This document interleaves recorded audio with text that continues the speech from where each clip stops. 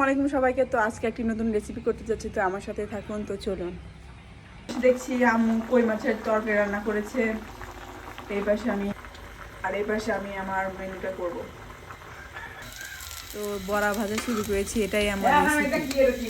আমাকে তো বললাম আমি যে পাশ অনেক থেকে ভালো কথা করে বলো বড়া না। ভাজতে পারি, এটা বলবো না। আমি প্রথম বড়া ভাজতে এসেছি, তো আপনারা আমাকে কেউ জাজ করবেন না। ক্যামেরা ধরে বড়াগুলো সব, বড়া বলতে পেঁয়াজগুলো সব উল্টিয়ে দিতে আমার অনেক কষ্ট হচ্ছে। অনেক চেষ্টার পরে আমি ভেঙে ফেলে উল্টে দিলাম।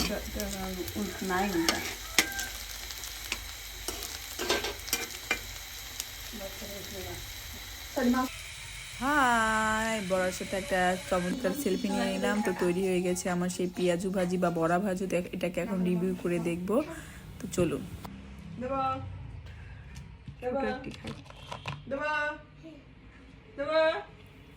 বিসমিল্লাহির রহমানির রহিম।